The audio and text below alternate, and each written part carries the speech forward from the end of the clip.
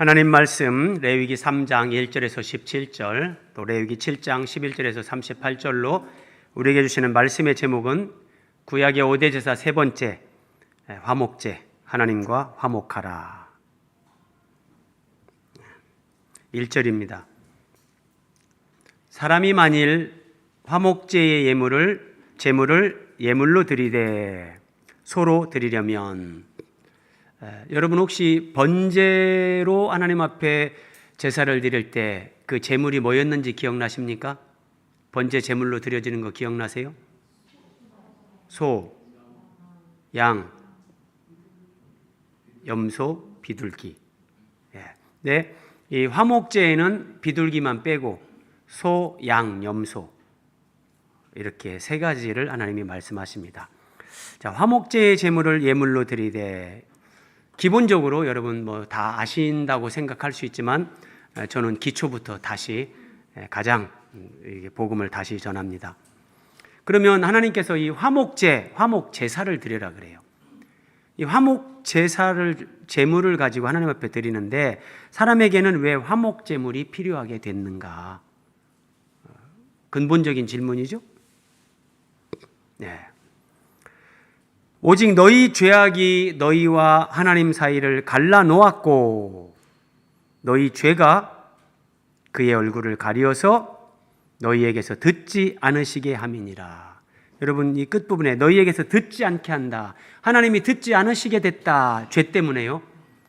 네, 죄 때문에. 자, 우리가 뭐 부부관계에서나 인간관계에서 관계가 불편해졌을 때 그 사람 말 잘 안 듣잖아요.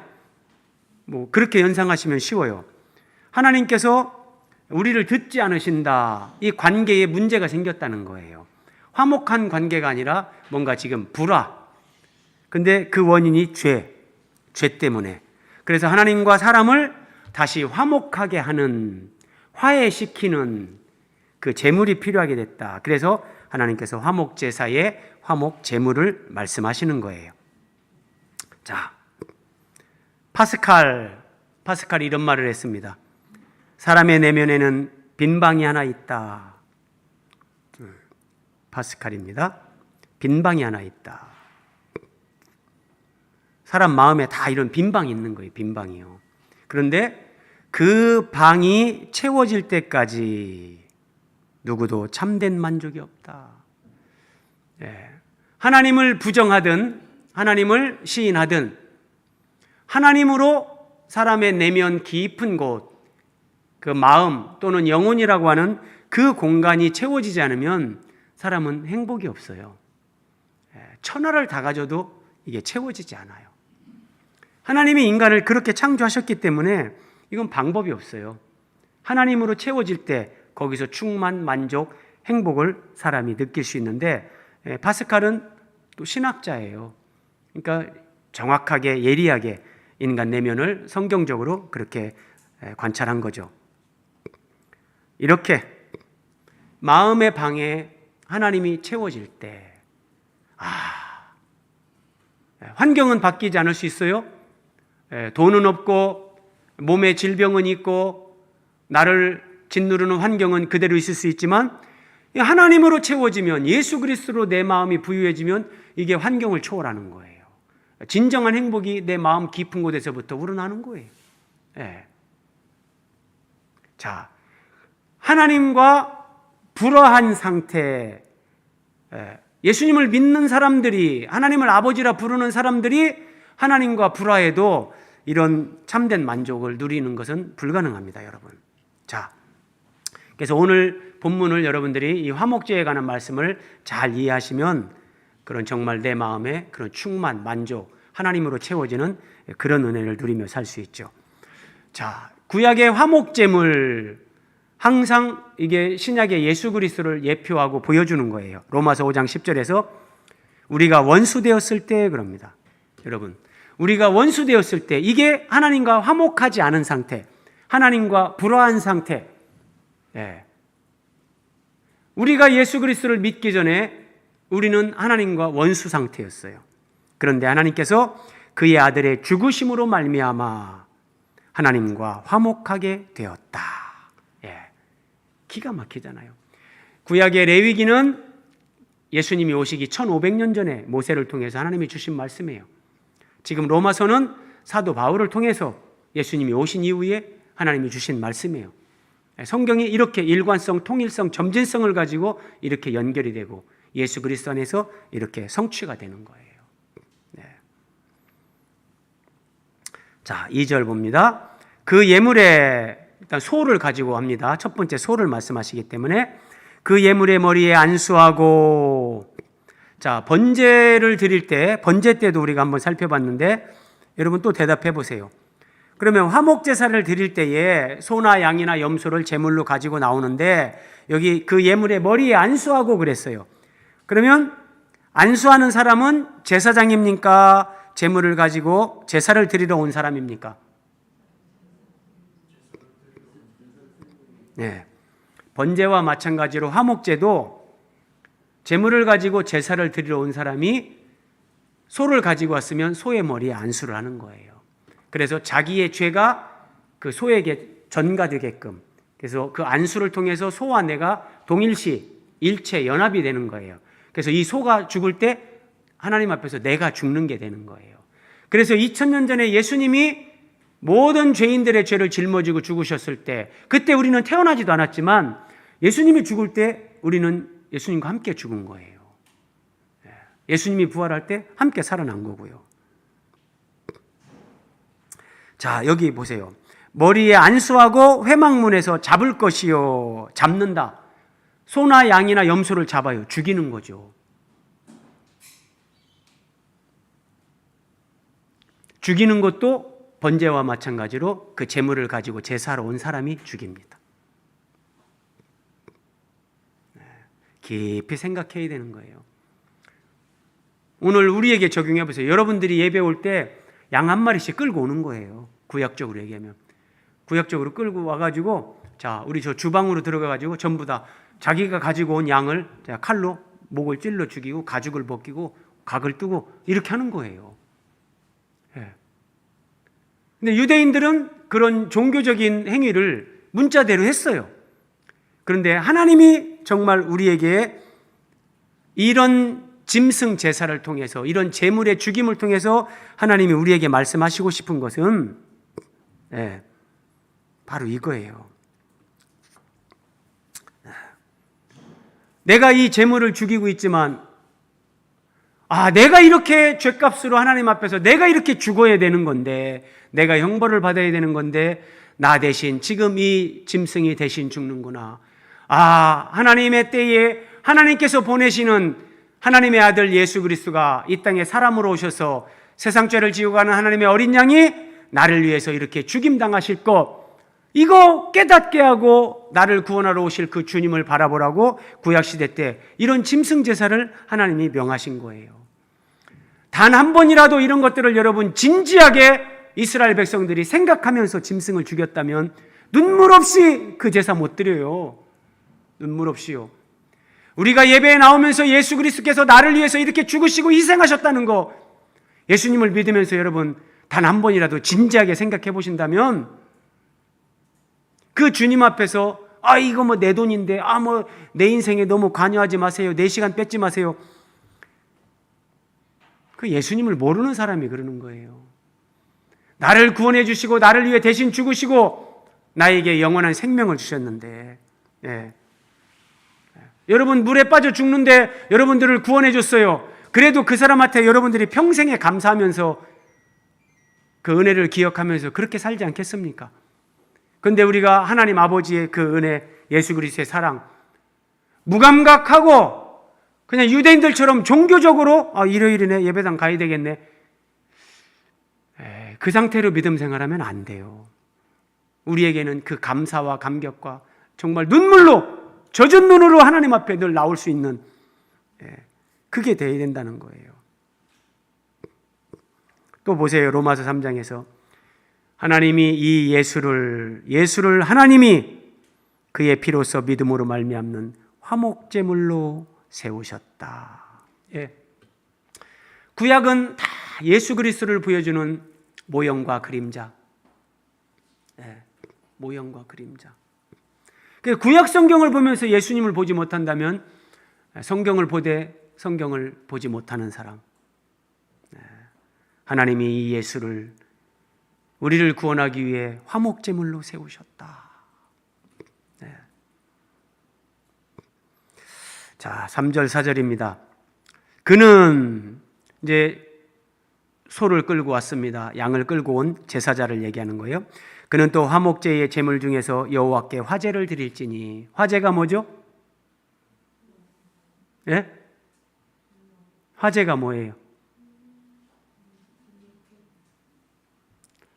불로 태워서 제사 드리는 거예요. 예, 지난주에 제가 그 첫 번째 번제할 때 불화자까지 써서 보여드리고 했어요. 여러분, 예수님을 믿으면서 내가 정말 예수님 믿고 10년이 넘었는데 이게 무슨 말이지? 여러분, 이런 거 잘 모르면 진짜 그러면 안 돼요. 하나님 앞에 제사를 드리는데, 자, 어떤 것은 불태워서 드려요. 그 불태워 드리는 걸 화제, 그렇게 얘기를 하는 거예요. 근데 자, 한 사람이 소를 끌고 왔어요. 이제 화목제를 드리기 위해서 소를 끌고 왔는데, 그 중에서 불태워 드리는 게 뭐냐?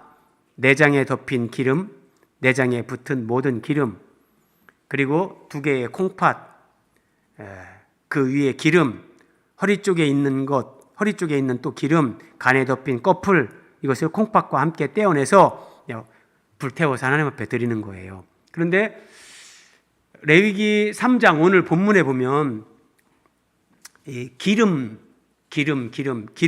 굉장히 이게 반복적으로 기름이 나오면서 강조를 하시는데, 자, 소를 가지고 화목제사를 드릴 때나 양이나 염소나 이게 오늘 3장 전체 내용이에요. 그런데 불로 태워서 하나님께 드리는 것은 공통적으로 내장에 덮인 기름, 내장에 붙은 모든 기름을 강조하세요. 자, 그러면 불로 태워서 드리는 이 기름.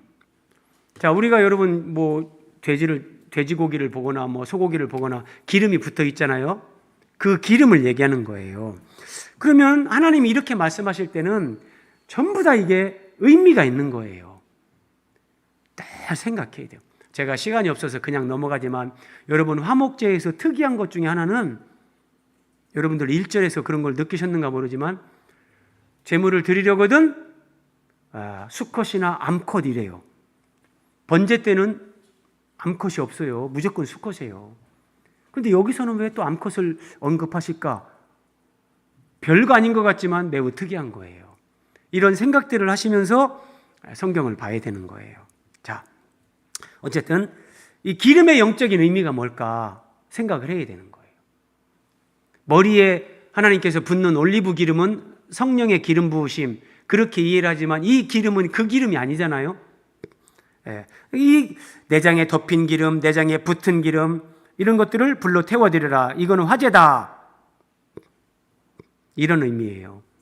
자, 내장 속에 있는 거잖아요. 내장에 덮인 기름, 내장에 붙은 기름의 영적인 의미는 이게 전부 다 지금 소나 양이나 염소, 화목제물의 이 제물이 예수 그리스도를 예표하는 거잖아요. 그러니까 화목제물이신 예수 그리스도의 가장 깊은 내면에 자리 잡고 있는 마음, 예수님의 마음, 예수님의 마음의 어떤 한 부분을 우리에게 보여주는 것, 이게 내장에 붙어있는 기름, 이렇게 하나님이 설명해 주시는 거예요. 그게 그러면 구체적으로 어떤 거냐? 예수님은 하나님 아버지를 영광스럽게 하기 위해서, 실추된 하나님의 명예를 회복시키기 위해서 예수님이 이 땅에 오신 거예요. 그리고 우리를 구원하기 위해서 또 예수님은 이 땅에 오신 거죠. 그래서 하나님 아버지 앞에 번제 제물로 드려지는, 온전히 불태워서 가루가 되는 것 같은, 재가 되는 것 같은 예수님의 그 순종과 헌신, 그리고 죄인인 우리를 향해서 하나님의 예수 그리스도의 이 간절한 사랑, 이게 내장에 붙은 기름, 예수님 마음 속에 있는 하나님 아버지를 향한 그 마음, 죄인들을 향한 그 사랑의 간절한 마음, 내장에 붙어 있는 기름, 하나님이 이렇게 말씀하시는 거예요. 예컨대 이런 거죠. 예수님이 십자가에서 자신을 못 박고 조롱하는 그 죄인들을 보면서 니들 두고 보자. 그게 아니라 아버지 저들을 사하여 주옵소서. 예수님을 십자가에 못 박고 지금 조롱하고 있는 그들을 십자가에서 몸짓고 피 흘리는 그 와중에도 아버지 저들을 사하여 주옵소서. 아버지 하나님을 향한 예수님의 마음, 자신을 죽이고 조롱하는 그들을 향한 예수님의 어떤 그런 긍휼, 이게 화목제물의 내장에 붙은 기름, 한마디로 이것을 불태워서 하나님 앞에 드린다. 사람들로 하여금 하나님이 생각하게 하는 거예요. 야, 희한하다. 하나님은 이 짐승을 죽이라고 거기 내장에 붙은 기름을 그건 별도로 떼어서 하나님 앞에 불태워서 드리는 화제로 드리라고 하고, 야, 하나님 취향이 참 독특하시네. 지금 그런 얘기가 아니잖아요. 이러한 예수 그리스도의 절대적인 헌신과 희생과 사랑으로 인해서 하나님은 그걸 기쁘게 받으시고 이제 죄인들이 구원받을 수 있는 그 길을 하나님이 여신다는 거예요. 그래서 여러분, 오늘 레위기 3장에 보면 이것은 하나님 앞에 향기로운 냄새다. 이것은 하나님의 음식이다. 이게 하나님의 음식이다. 이런 표현들이 나오는데 16절에는 두 가지가 한 번에 같이 나와요. 제사장은 그것을 제단 위에 불사를 찌니, 그러니까 내장에 붙은 기름과 이런 콩팥 이런 것들을 얘기하는 거예요. 그것을 제단 위에서 번제단 위에서 불사를 찌니 이는 화제로 드리는 음식이요. 이게 하나님의 음식이 된다는 거예요. 예수님이 십자가에서 하나님의 영광을 위하여 인간들이 범죄하면서 죄인이 됐잖아요. 그때 사탄이 그러는 거예요. 하나님 형상대로 만든 저 인간들 보세요. 하나님 말씀 불순종하면서 이제 내 종이 됐는데 하나님 하실 말씀 있습니까? 하나님이 할 말이 없는 거예요. 사탄 앞에서. 그런데 예수님이 친히 그 화목제물이 되셔서 죽기까지 복종하면서 마음으로 생각으로까지도 오직 하나님만을 위하는 이 예수님의 절대적이고 정말 죽기까지 복종한 이 헌신과 희생을 하나님이 기쁘게 받으신다. 하나님 앞에 음식이 되고 하나님 앞에 향기로운 냄새다. 예수님의 이 땅에 오신 그 공생애의 삶, 십자가에서 그 죽으심과 순종, 이것이 하나님 앞에 음식이 되고 향기로운 냄새가 된다. 여러분, 이런 의미를 유대인들이 한 번이라도 생각하고 깨달았다면 그 짐승을 죽이고 내장에서 또 간을 떼고 그러면서 그걸 제사장에게 줘서 제사장이 번제단에 불살라 바치는데 그걸 태우는 제사장이나 옆에서 그걸 보는 짐승을 끌고 온 그 제사나 제사 드리는 사람이나 어떻게 무감각하게 제사를 드리겠습니까? 눈물 없이 예배할 수 없는 거예요. 눈물 없이. 그리고 오늘 본문 3장의 마지막 절입니다. 너희는 기름과 피를 먹지 말라. 하나님이 구약성경에 피를 먹지 말라 이런 말씀을 여기저기서 많이 반복적으로 말씀하십니다. 그러면서 이는 영원한 규례다. 이는 오고 오는 모든 세대, 모든 정말 하나님을 부르는 사람들, 믿는 사람들이 지켜야 될 규례다. 왜 피를 먹지 말라고 하셨는가? 혹시 기억나시는 분 계세요? 하나님은 왜 피를 먹지 말라고 할까? 왜 피를 먹지 말라고 했는가? 레위기 17장에서 답을 주십니다. 육체의 생명은 피에 있음이라 내가 이 피를 너희에게 주어. 이 피를 하나님이 우리에게 주셔서 그것을 제단에 뿌려 우리의 생명을 위하여 속죄하게 하려고, 하나님이 그 피를 드시려고 먹지 말라고 한 것이 아니라 우리가 막 먹어 없애면 이것을 제단 뿔에 피를 바르고 또 그 제단 주변에 피를 뿌리면서 우리의 속죄를 이루는 이걸 할 수 없는 거예요. 궁극적으로 피를 먹지 말라고 하신 것은 그 피를 우리에게 주어서 우리의 죄를 속하게 하는데 사용하게 하려고 이 피를 먹지 말라고 하는 거예요. 아시겠습니까? 그러니까 하나님이 너희들은 이거 하지 마라, 뭐 하지 마라. 그러면 왜 하나님 이렇게 우리한테 자유를 주시고 왜 자유를 간섭하십니까?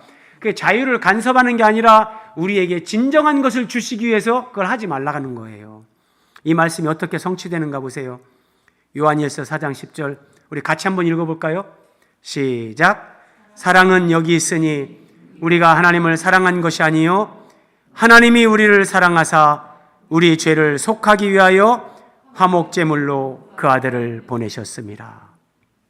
1차적으로 이렇게요. 우리가 하나님을 사랑한 것이 아니라 하나님이 우리를 사랑한 겁니다.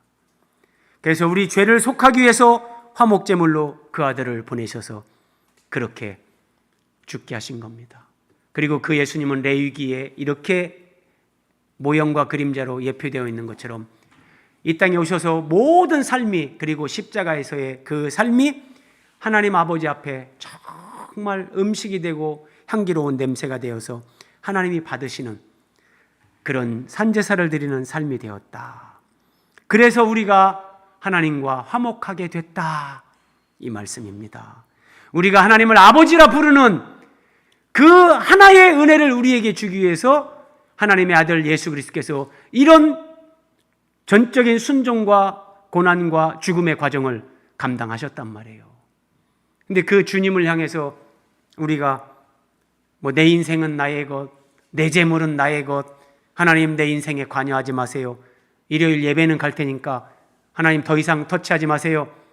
그것은 예수 그리스도를 모르는 사람입니다. 네. 자, 이제 7장으로 넘어갑니다. 이제 레위기 3장은 이게 전체예요. 지금 살펴본 말씀을 이제 소로 살펴봤는데 양으로 이렇게 해라 똑같이 나오고 소로 이렇게 하라 염소로 이 말씀이 나옵니다. 근데 7장에 가면 이 화목제에 대한 좀 상세한 내용이 연결돼서 나오는 거예요. 자, 7장 12절 13절 만일 그것을 감사함으로 드리려면 화목제를 얘기하는 거예요. 기름 섞은 무교병과 기름 바른 무교전병과 고운 가루에 기름 섞어 구운 과자를 그 감사제물과 함께 드리고, 여러분 우리가 지난주 소제를 살펴볼 때 언급을 했는데 여기 무교병, 그럼 이게 뭐죠? 인구경제 무교병이 뭐예요? 무교병. 우리말이 한자로 해가지고 번역을 하니까 이게 이해가 안 될 때는 좀 어려워요. 시원이 무교병이 뭡니까? 무교전병이 뭡니까? 시온이 엄마 따라서 그래도 교회 오는 게 제법 오래됐는데 학교에서 친구들이 시온아 너 교회 다니지? 너 이름도 시온이네? 시온아 무교병이 뭐야? 그러는데 나중에 엄마한테 물어보고 얘기해 줄게. 그러면 안 됩니다. 그러면 안 되는 거예요. 시온이도 듣고 알아야 되는 거예요. 무교병이 뭐냔 말이에요. 무교병이. 이 병자가 한자로 하면 떡병자라고 했잖아요. 떡이에요, 떡. 떡인데 누룩이 들어가지 않은 것, 빵을 부풀게 하는 그 누룩, 효소, 이스트 이걸 넣지 않은 것. 그래서 누룩은 성경에서 뭘 상징하죠? 1차적으로 죄를 상징해요. 그래서 사람들에게 죄가 들어와서 아담에게 죄가 들어왔잖아요. 근데 누룩이 막 부풀어지잖아요. 빵을 부풀게 하잖아요. 사람 아담에게 들어온 죄가 이게 이제 모든 인생들에게 이 죄가 다 이게 전이가 되고 이 죄가 더 커지는 거예요. 그래서 이 누룩이 빵을 부풀게 하는데 사람들의 속에서 이 죄가 커지는 거, 그걸 연상시키면서 하나님이 죄를 상징하는 것으로 구약에서 그렇게 말씀하시는 거예요. 그러니까 그런데 무교, 이게 이제 무교니까 그 누룩이 없는 이 교가 이제 이스트, 효소를 얘기하는 거고, 그런데 그 누룩이 없는 떡, 누룩이 없는 빵, 여기 전병은 과자죠, 과자. 똑같이 과자를 밀가루로 만드는데 누룩을 넣지 않아서 만든 이 과자. 그러면 누룩이 들어가지 않으면 첫째 떡이나 빵이나 과자가 이렇게 부풀지를 않아요. 그래서 맛도 없고 사람들이 볼 때 아이고 이거 뭐 풍성한 느낌도 안 들고, 사람들이 볼 때는 뭐 정말 맛없게 보이는. 근데 하나님은 그렇게 떡과 과자를 만들게 한 거예요. 자, 어쨌든 그런데 그걸 오늘 얘기하려는 게 아니라 이 하나님 앞에 화목제를 드리는데 특이한 표현이 하나 나와요. 또 유교병을, 유교병 그래, 유교병. 그러면 빵을 만드는데 거기에다가 누룩을 넣어서 만든 떡 또는 빵을 화목제의 감사제물과 함께 예물로 드리라 그래요. 그러면 누룩이 들어간다는 건 영적인 의미로 해석을 하면 뭐 여기에 죄가 묻어 있다는 거 아닙니까? 그렇죠? 근데 이걸 하나님 앞에 드리라고 하는 거예요. 그러니까 이런 걸 여러분들이 조금만 관심을 갖고 보면 매우 특이한 말씀이에요. 왜 하나님이 유교병을 드리라고 할까? 왜 그럴까요? 혹시 선의자매 어떤 의미가 있을까요?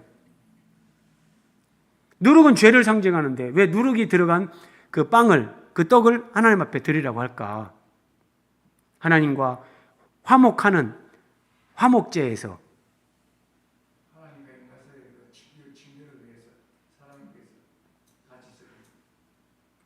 네, 뭐 넓은 의미에서 그러면 누룩을 넣으면 안 되죠. 그렇죠? 뭘까요? 연희자매 어떤 의미일까요?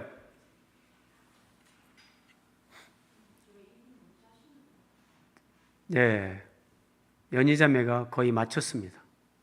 네. 유교병을 드리는데 화목제의 감사 제물과 함께 드립니다. 그러니까 이 유교병만을 드린다면 하나님 앞에 이걸 드리면 안 되죠.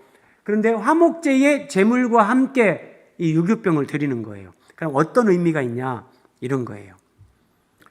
우리가 하나님 앞에 오늘 예배를 드린다고 예배를 드려요.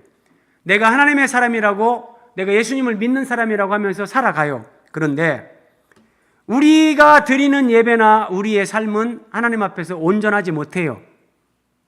온전하지 못하단 말이에요. 죄와 허물이 있죠. 그것을 유교병으로 묘사하는 거예요. 그렇지만 화목 제물이신 예수 그리스도 안에서 예수 그리스도와 함께 부족하고 허물이 있고 죄가 있지만 그럼에도 예배하는 우리의 예배를, 우리의 삶을 하나님이 예수 그리스도와 함께 예수 그리스도를 통해서 예수 그리스도 안에서 하나님이 그걸 받아주신다. 이 의미예요. 이 의미요. 동의되시죠? 예. 그래서 여기에는 유교병이 하나님이 언급하시고 이걸 여기에 나와야만 되는 거예요. 그러니까 우리가 다 완전할 수 없으니까. 예. 우리의 기도, 찬송, 예배 다 마찬가지죠. 자, 14절 봅니다. 이제 무교병이나 무교전병이나 떡이나 과자 이런 걸 말씀하셨잖아요. 제물을 바치는 사람은 앞서 말한 네 종류의 떡과 과자 중에서 각각 하나씩 골라. 자, 이것을 하나님 앞에 무교병이나 무교전병을 가지고 하나님 앞에 드리러 나오는데 그걸 하나씩 가지고 올 수는 없잖아요. 제법 많은 양을 가지고 온단 말이에요. 만들어서. 그런데 하나님은 그 네 종류의 떡과 과자 중에서 하나씩만 골라라 각각. 그리고 여호와께 특별히 바친다는 뜻으로 그것을 흔들어 바쳐야 한다. 하나의 떡, 하나의 과자만 이렇게 하나님 앞에 흔들어서 바치고, 이제 중요한 건 그 다음에요. 나머지는 화목제물에 피를 뿌려 제사를 맡아 주관하던 제사장의 몫으로 돌려야 한다. 나머지 무교병, 무교전병은 제사장에게 줘서 먹게 하라는 거예요. 제사장에게. 그러면 여러분, 하나님 앞에 드리는 무교병이나 무교전병의 양보다 제사장이 먹는 것이 훨씬 많죠. 물론 제사장은 여러 사람이지만. 또 보세요. 감사함으로 드리는 화목제물의 고기는, 그러니까 지금 무교병이나 무교전병 이것을 드리는 게 있었고, 이제 화목제물의 고기를 또 하나님 앞에 드리는데 그날에 먹을 것이요. 자, 고기도 하나님 앞에, 여러분 기억나십니까? 앞에서 제가 언급을 했는데 하나님 앞에 화목제를 드리는데, 자, 소나 양이나 염소를 잡았어요. 그러면 전체 짐승을 다 하나님 앞에 태워 드리는 게 아니라 내장에 붙은 기름, 그렇죠? 그 기름 종류와 콩팥과 뭐 요거만 하나님 앞에 불로 태워 드린다고 했어요. 그럼 나머지 고기는 제사장한테 많이 가고 또 제사 드리러 온 사람한테도 주는 거예요. 그래서 먹게 하는 거예요. 근데 잘 보세요. 화목제물의 고기는 드리는 그날에 먹어라. 소를 한 마리 잡았어요. 하나님 앞에 내장에 붙은 기름 떼고 콩팥 떼가지고 불태워서 화제를 드렸어요. 소고기가 엄청 많아요. 그날에 다 먹어야 돼요. 제사 드리는 사람과, 그러면 그 한 사람이 만약에 소 한 마리 끌고 왔어요. 먹을 방법 없잖아요. 그럼 어떻게 해야 그날에 다 먹을까요? 네, 맞습니다. 주변에 가난한 사람들, 주변에 소외된 사람들, 뭐 먹을 거 없는 사람들, 이리 오세요, 이리 오세요. 하나님이 이거 그날에 다 먹어야 되는 거예요, 이거요.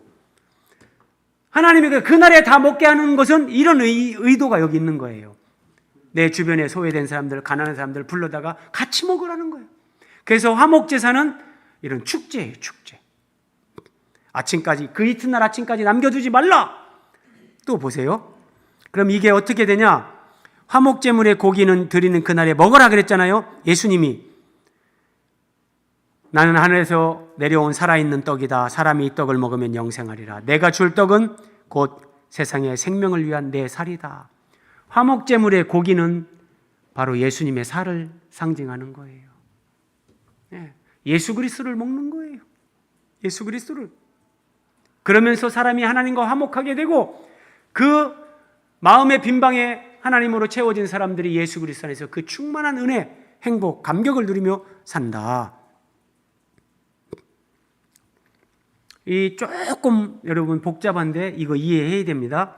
저도 처음 교회 갔을 때 뭐 이렇게 복잡하나 이런 느낌이 이 말씀 볼 때 그런 기억이 지금도 있는데, 자, 레위기 7장에 보면 화목제에 대해서 세 가지로 이걸 나눕니다. 감사제, 서원제, 자원제가 있는데, 자, 보세요. 감사함으로 드리는 화목제물의 고기는 이걸 감사제 이렇게 얘기합니다. 그러니까 야, 내가 생각하면 생각할수록 하나님 은혜가 너무 감사하네. 야, 하나님이 정말 나에게, 우리 가정에 베풀어 주신 은혜가 너무나 크구나. 그래서 하나님 앞에 내가 감사제를 드리고 싶다. 이게 화목제물 중에서도 이거는 감사제 이렇게 얘기를 합니다. 그 감사제는 그날에 먹을 것이요. 그날에 먹습니다. 다음 날까지 이걸 남기면 안 돼요. 그러나 그의 제물이 서원이나, 이걸 서원제. 자, 서원. 그러니까 하나님 앞에 어떤 서원을 한 거예요. 하나님 아버지. 예를 들어 야곱이 베델에서 꿈 꾸잖아요. 사닥다리 꿈을 꾼 후에 하나님께서 만약에 나를 도와주셔서 나를 다시 이 땅으로 돌아오게 하시면, 내가 하나님 앞에 11조를 드리고 내가 베개했던 이 돌이 하나님의 성전의 기둥이 될 것이요. 뭐 이런 서원을 하는 것처럼, 하나님, 만약에 하나님께서 저를 정말 이 고난에서, 이 위험에서, 이 어떤 어려움에서 저를 하나님께서 만약에 해방시켜 주신다면 제가 정말 하나님 앞에 저는 이렇게 하겠습니다. 뭐 서원할 수 있는 거예요. 물론 신약으로 오면 이제 하나님 앞에 맹세하지 말라, 예수님이 그런 말씀하셨는데, 그렇다고 이런 것을 전적으로 부정하는 게 아니고요. 예를 들어서 이런 거 순수하게 보면 이런 거예요. 자, 여러분들이 믿음 생활하면서 뭔가 마음에 큰 고통이 있고 가정적으로 막 어려움이 생겼어요. 근데 그때 하나님 앞에 이렇게 기도하는 거예요. 하나님께서 만약에 제 이 문제를 해결해 주고 평강의 은혜를 주신다면 제가 평생에 저는 하나님 앞에 제 삶을 드리겠습니다. 뭐 그렇다고 뭐 목사가 되고 선교사 되고 그런 게 아니라, 예를 들어서 저는 소득의 10의 1을 떼서 10의 1은 하나님 앞에 11조를 드리고 10의 1은 떼서 가난한 사람들에게 내가 그렇게 사용하겠습니다. 그리고 저는 예배 시간 전에 반드시 1시간 전에 도착해서 사람들이 오기 전에 제가 예배당 청소하고 사람들이 좋은 분위기에서 예배할 수 있도록 제가 그렇게 섬기는 그 삶을 살겠습니다. 이렇게 하나님 앞에 약속할 수 있죠. 아름다운 거예요. 그리고 하나님이 응답을 해주셨는데 그렇게 산다면 그건 아름다운 거예요. 그래서 그런 서원 뭐 이런 것도 하나님 앞에 무조건 하면 안 된다, 뭐 꼭 그건 아니에요.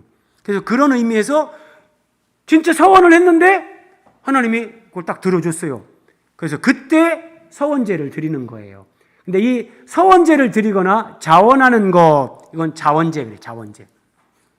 이것은 뭐 특별한 이유 없어요. 하나님 믿고 그냥 믿음으로 살다 보니까 또 생각해 보니까, 야, 내가 지금 이렇게 사는 거 모든 것이 하나님의 은혜네요. 아, 모든 것이 하나님의 은혜입니다. 하나님 앞에 내가 무엇을 드릴까? 그래서 하나님, 제가 오늘 하나님 앞에 황소를 한 마리 드리고 싶습니다. 그래서 소를 끌고 와서 이런 하나님과 화목함과 하나님 안에 사는 걸 감사해서 자원해서 드리는데 이걸 자원제. 이렇게 화목제는 세 가지로 나뉘는데 서원제나 화목제는 잘 보세요. 그 제물을 드린 날에 먹을 것이요 그 남은 것은 이튿날에도 먹어라. 그러니까 감사로 드리는 감사제는 그날 당일에 먹어야 되는 거예요. 그러면 그래서 제가 여러분들에게 묵상을 하십시오 그러는데, 저도 뭐 묵상하라고 하지만 묵상이 어렵다는 거 알아요. 그래서 여러분들에게 제가 일일이 체크 안 하고 더 그렇게 부담은 안 드려요. 그런데 최소한 여러분들이 정말 주일, 수요일 제가 이렇게 준비해서 설교하는 이 내용은 여러분들이 정말 2번, 3번 듣고 여러분들 걸로 완전히 만들면 여러분들의 영혼이 쑥쑥 자라요. 여러분 생각해 보세요. 그러면 감사제로 드리는 화목제물은 그날에 먹어야 돼요. 이건 무슨 의미일까요? 왜 그날을 넘기면 안 될까요? 왜 다음날 먹으면 안 될까요? 이렇게 생각을 하면서 그 의미를 깨달아야 되는 거예요. 자, 감사잖아요? 하나님 앞에 감사하는데, 자, 그날 감사해야 되는 거예요. 자, 이제 오늘 사는데, 자, 오늘 하루 해가 져요. 그런데, 오늘은 별 감사한 게 없네. 아이고, 하나님 어저께 은혜 베풀어 주셔서 감사합니다. 뭐 오늘은 별 감사한 거 없네요. 이러면 안 된다는 거예요. 그냥 그날 하루를 하나님 앞에서 뭔가 잘못 사는 거죠. 그날 순간순간 내가 하나님의 은혜로 살고 있는데 아이고 오늘도 너무 감사하네 있는 사람으로서 내가 어떻게 믿음 생활해야 되지? 내가 교회 안에서 공동체 안에서 내가 하나님 앞에 뭘 감당해야 되지? 이런 생각을 하면서 정말 그런 완벽을 추구하는 그런 마음의 중심을 가지고 있어야 되는.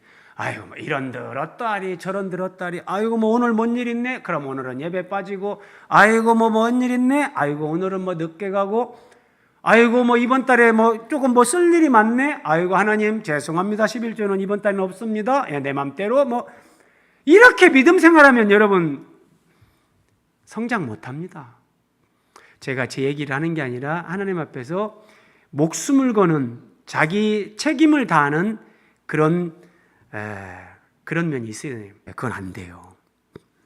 자, 그러니까 감사는 그 순간순간 그날 내가 하나님과의 관계 속에서 내가 누리고 은혜 받은 거 그걸로 감사하는 거지, 어제 걸로 오늘 감사하면 오늘의 감사가 없다면 그건 잘못되는 거예요. 그래서 감사제로 드리는 건 그날에 먹어라 그 말이에요. 그런데 서원제나 자원제는 이튿날에 먹어도 된다, 그렇게 적용하는 건데, 자, 감사제로 드리는 건 첫째 날에 먹고 서원제나 자원제는 그 다음 날까지 먹는데 소를 잡았는데 그리고 여러분 진짜 이 자원제를 드리는 사람이, 서원제를 드리는 사람이 어떤 사람은 소 한 마리만 끌고 오겠습니까? 야, 진짜 내가 이런 힘든 상황에서 하나님이 이 기도를 들어줬는데 너무너무 감사하다. 그럼 이 사람은 예를 들어 소를 막 3마리 끌고도 올 수 있단 말이에요. 소를 3마리 잡고, 어떤 사람은 자원해서 너무 감사해서 또 소를 2마리 끌고 오고 했어요. 그러면 그 소를 이틀 만에 다 먹을 방법이 없는 거예요. 결국은 가난한 사람들, 주변 사람들 불러서 함께 먹어라. 감사하면서 네가 정말 하나님의 은혜를 받았고 네가 감사제를 드리고 서원제를 드리고 자원제를 드리면서 너에게 베푸신 은혜를 기억하며 하나님 앞에 네가 정말 감사하는 사람이 되겠다면 가난한 사람들, 주변 사람들 그들과 함께 하나님께서 너에게 은혜 베푸신 것을 그들에게도 네가 나누는 사람이 되어야 된다. 이 메시지라니까요. 그래서 여러분 믿음 생활하면서 수직적으로 하나님 앞에만, 나는 하나님 앞에만 잘하면 된다. 11조 철저하게 합니다. 그런데 사람들하고 같이 어울려 사는데 예를 들어 밥 한 번 안 산다든지, 진짜 뭐 계산해야 될 때 아이고 신발끈이 왜 풀러졌어 이러면 이거 예수 잘못 믿는 거란 말이에요. 아시겠습니까? 이게 주변 사람들, 가난한 사람들을 섬기는 거. 하나님이 나에게 이렇게 은혜 베풀어 주셔서 정말 너무 감사하다.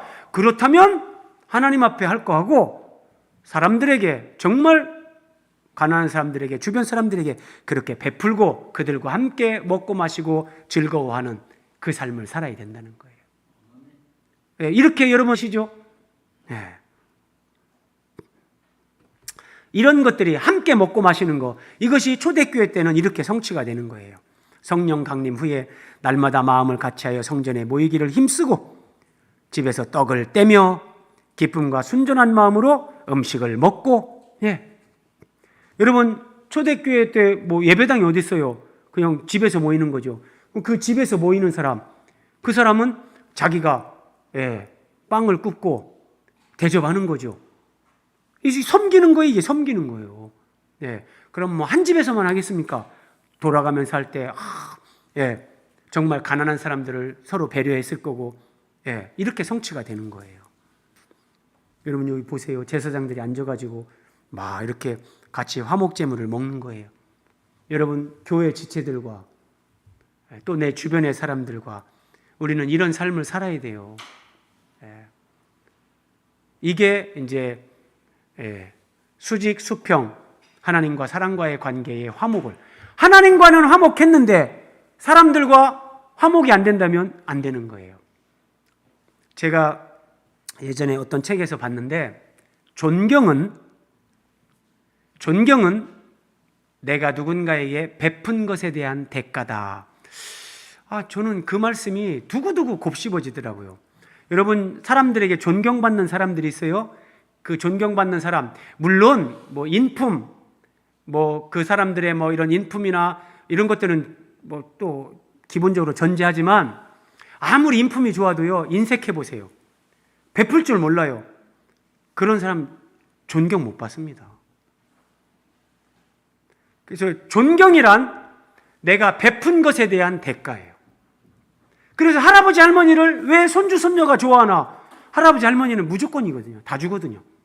엄마 아빠는 그거 안 돼 이런 게 있지만, 그러니까 애들이 할아버지 할머니 하면 그냥 좋아하는 것처럼 우리가 내가 누군가에게 베푸는 것, 나누는 것, 주변 사람들에게 그렇게 하는 것이 여러분 없으면 그리스도인으로서 우리는 존경 못 받아요. 우리가 예수님 십자가 얘기한다고, 성경 얘기한다고 불신자들이 와, 이 사람 진짜 존경스럽네, 그런 일 없습니다.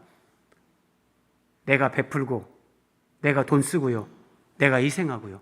저도 이런 거 할 줄 모르는 사람이었는데 저 테니스 치러 가면요, 사람들 뭐 쓰레기통 같은 거 치우는 사람 드물죠. 저도 처음에는 안 됐어요. 근데 이런 거 깨달으면서 딱 가서 쓰레기통 비워야 된다 그러면 그냥 제가 혼자 해요. 그러면 옆에 사람들이 보고 아이고 목사님 같이 합시다고 오고, 별거 아닌데 제가 목사라고 해서 사람들이 아이고 목사님 이렇게 안 합니다. 그런데 그 쓰레기통 치우는 거, 그런 거 보면 아이고 목사님, 사람들이 달라진다니까요. 바로 이런 얘기예요. 그래서 여러분 우리가 베풀고 나누고 섬기는 거 매우 매우 중요한 거예요. 하나님과의 관계에서, 사람들과의 관계에서요. 특징. 자, 이제 조금만 더 봅니다. 여호와의 화제물은 그 사람이 자기 손으로 가져올지니, 자, 제사장, 그러니까 짐승을 잡았어요. 거기 뭐 내장에 덮인 기름이라든지 콩팥이라든지 이런 것들을 가지고 제사장에게 오는 거예요. 그러면 제사장은 잘 보세요. 그 가슴을 여호와 앞에 흔들어 요제를 삼고. 자, 인구경제 요제가 영적인 의미가 뭐예요? 한번 얘기했었는데, 요제,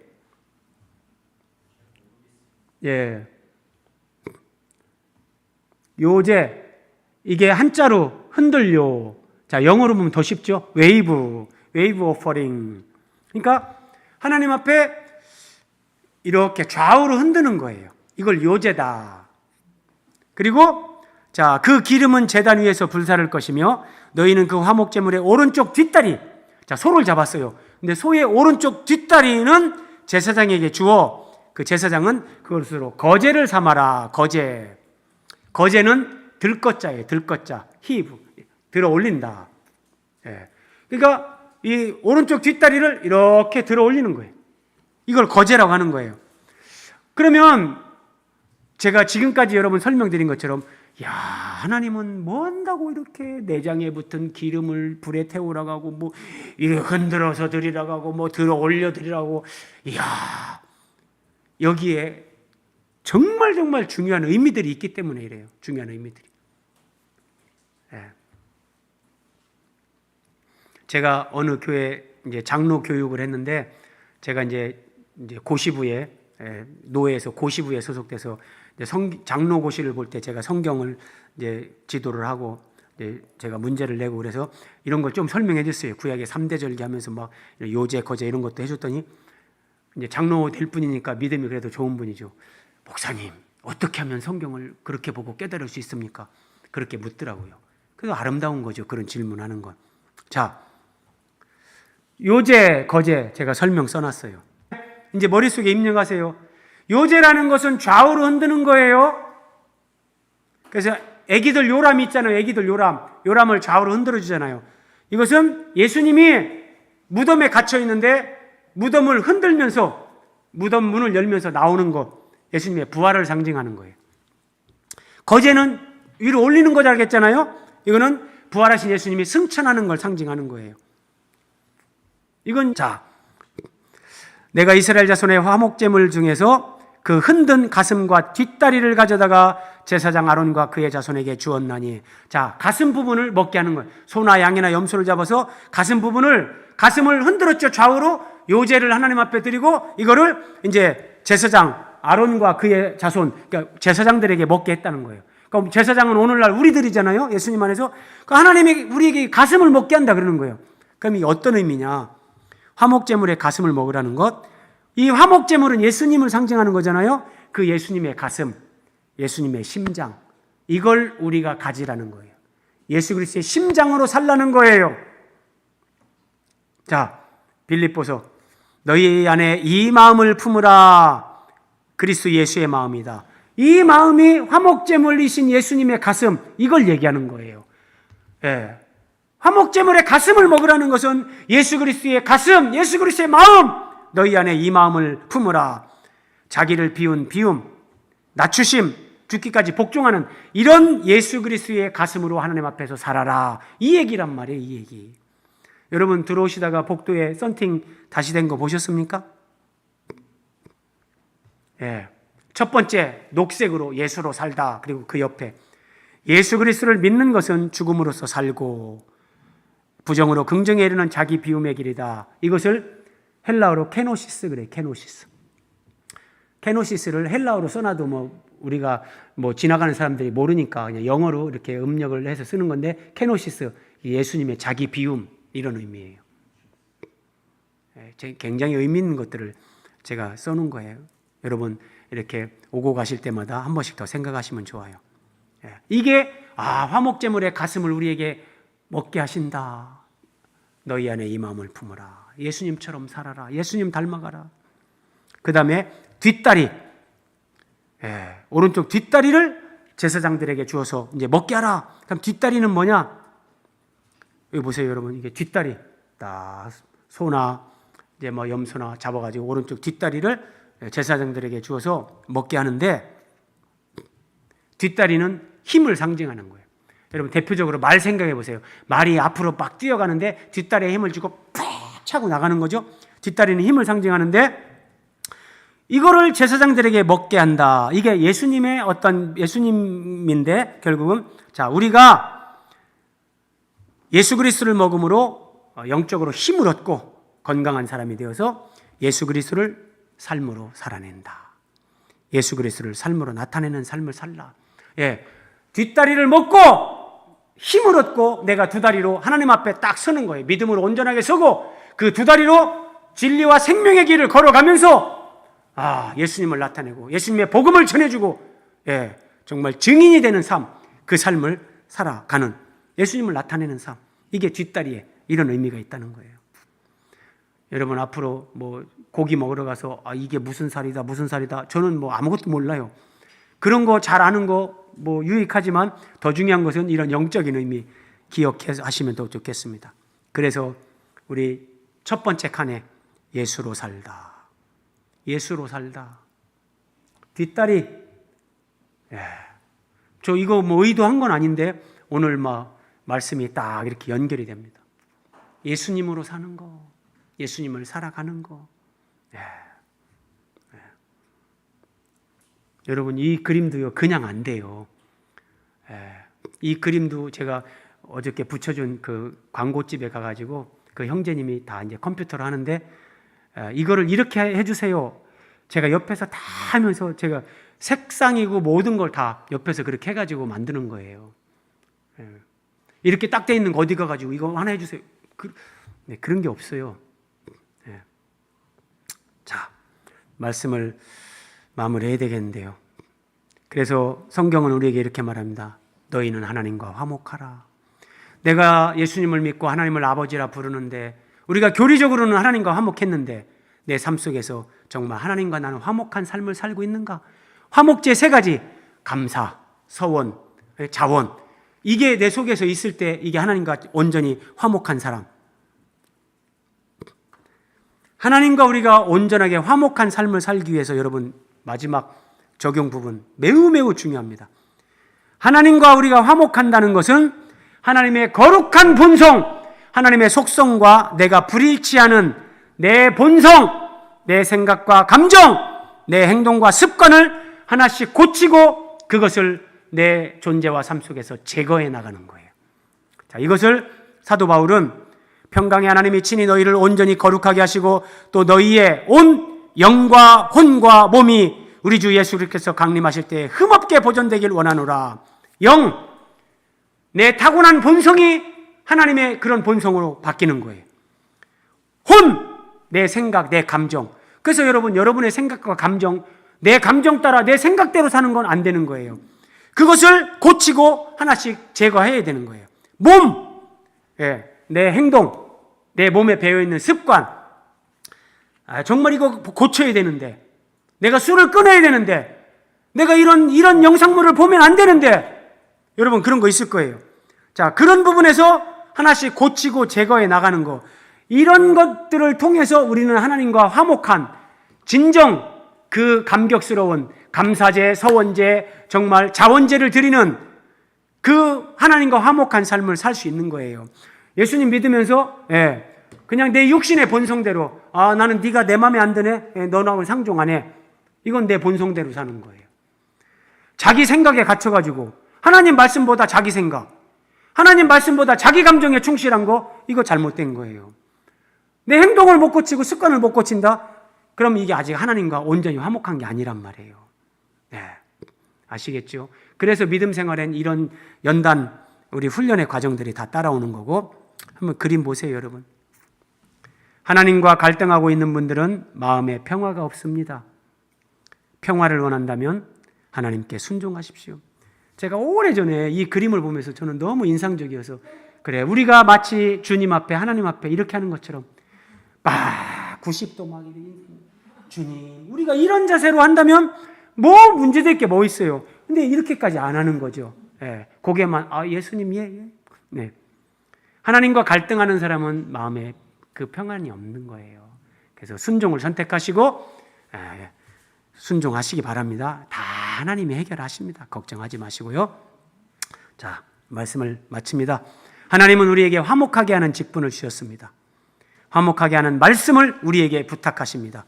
그래서 우리는 이 말씀대로 살아야 되고 이 말씀을 전해줘야 되는 겁니다. 오늘 마지막 말씀, 욥기에 이런 말씀이 나옵니다. 너는 하나님과 화목하고 평안하라. 그리하면 복이 내게 임하리라.